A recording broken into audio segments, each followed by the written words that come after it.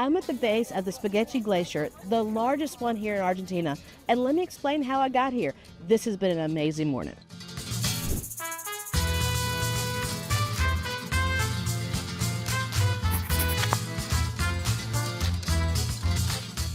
As you can tell, it's early in the morning and we're hanging out here by Lake Argentino. We're going to be getting on a little cruise ship today and go around the base of all the glacier that we saw and hiked on yesterday. So this is going to be more of a casual day because we'll be inside, hanging on the decks, having some food, just kind of cruising the lake, just in a cold version versus what I'm used to doing back in Texas in the heat. So it should be kind of fun. Let's see where we end up. So I'm here on the dock and we're about to board the ship for the day. And these are the two ships that we can get onto. And there's two levels to them. One is the classic, which is the main big room, and you sit at tables like restaurants and you get a box lunch and one drink. The other part is called the premium. And in the premium, you get your own lounge area, your own balcony, you have a private chef that'll cook for you all day, you have a waiter, and you have unlimited food and drink. The reason I know all about the premium is we actually were booked for premium until they got, and we booked months ago, until recently they got booking for a large group. And so yesterday they decided to bump us from the premium, which we had booked, down to classic at the last minute because I'd rather have the big group than to have the individual. So just kind of keep that in mind if you're an individual cabin traveler, that if you're going to book premium, the company has no problem bumping you when you actually want to have the premium down to economy because I'd rather have the big groups than to have the individuals. We've now gotten up on the cabin and we're in our seats. This is actually a two-story classic area, so instead of being on the bottom floor, we chose to come up to the second floor. The premium's on the floor above us, and they also have the rooftop balcony for the premium. So down here, the seats are actually 6 wide, and so we're kind of trying to act real big and put our bags on, so we hopefully have it by ourselves. We don't know. We also chose a window that's on the side versus the cool front ones, because the front ones look cool when you're traveling, but the way the glares are, there's no way you'll get any pictures out of it.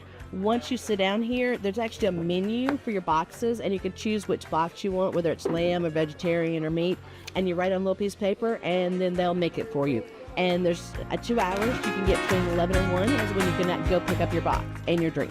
So we're out for an adventure here in a second.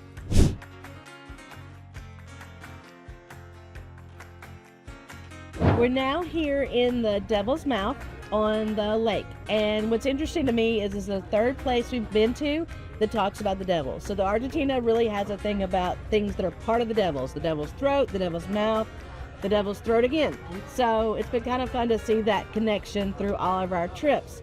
Now, one thing to know is up here, we're able to see a lot, but there is actually a top that you can get up to, but it's pretty windy and cold up there. So right now, because we've seen much of this yesterday, I'm going to head stay inside. When you're planning your trip here, 2 things to know is that there really are not a lot of people that speak English on the ship that work here, even though we were told there would be. For us today, there's only 2 people. So if you're a person that's an English only person, make sure you find your people because there'll be a lot of questions you have, and those are the only people that can answer it. Another thing is that we have the box lunch, but you have the ability to buy more food and more drinks down at a bar that's downstairs. It only takes cash, and it only takes Argentinian pesos. So if you want to get any more drinks or have some more food, because we've only got a small box lunch, they'll come about 1:30, and we're on this ship until 5. Make sure you have cash in your pocket so you actually can buy things like coffees and wines, soft drinks, water, whatever else here at the bar, or catch some snacks. I am completely intrigued by the color of this water, and I kept asking, why is it so blue? Why is it blue? Well, here's the reason. Is that one, it's actually more of a reflection from the water up to the sun. And the reason being is that when this glacier water comes down, there's this very microscopic, super fine silt in it. And it's so fine that it floats up at the top in the top layers. And that's what reflects back this tealy color. That's why this water isn't called actually glacier milk, because it is not exactly clear. It's actually a little milky when you see on the surface. But that's how they get this pretty water, is off of the silt from the glaciers. We've reached the first glacier that we're actually going to be looking at. This is called the Dry Glacier, and it compared to the one we went to yesterday, we were hiking on top of, you still get the same blues, but look how slick it is and how it is not as beautiful and artistic as the other one. You also can see where it is actually receding because of that line of rock where the trees don't exist, but you see the space of dirt. So this is a baby one, but it's the first one we're going to hit as we're on this cruise and just hanging out in the bay.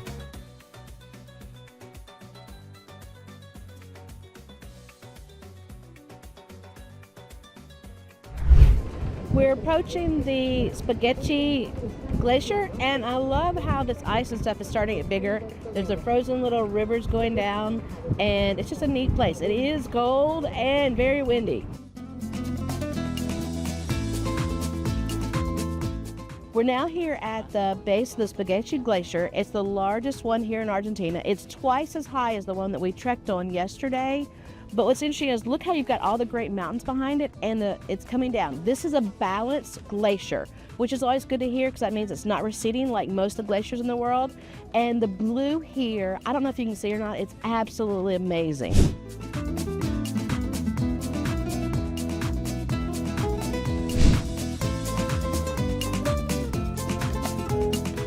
We got to step off the boat for a little while. We're in what's called the Bay of Cows. And the history of this place kind of is that this used to be an estancia where people raised cows and sheep and things, and then it became a national park by the federal government. And so what happened is the people, instead of taking the animals, left the cows behind.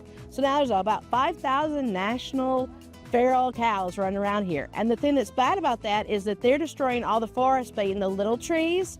They also have run off all the deer, and so the deer are not here. They're supposed to be here. So they actually brought back gauchos that their job is to catch the cows. Well, last year they got 300 of them. So right now we're kind of wandering around the estancia, seeing the old outpost, what's going on, and then we'll get back on the boat. We've been walking for about 15 minutes. We'll get back on the boat on a 15-minute walk back, and then we'll enjoy our lunch, and then we'll see more of the glaciers and the areas in the lake. Okay, we got our box lunch, and this is a hot sandwich. So we got like dressing with little carrots, and then we got cooked carrots, and I kind of like a hash brown thing. And we got our Coke.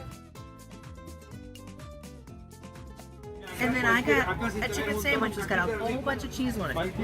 Looks very good. And I got the lamb. Looks delicious. Remember the boardwalks that we walked yesterday so we could see the east side of the glacier? Well, here they are behind us. So it gives you perspective of what they're like, that they're made out of wood and they're actually catwalks. They're very safe and enjoyable with a bunch of steps though.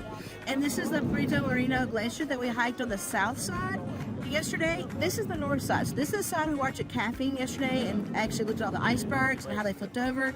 This gives you perspective of the water, how it looks from here versus from above and from the side. It's very fun to see how these things change, and I cannot tell you that I cannot describe how blue this is. The colors just are nowhere else in our world except in these glaciers.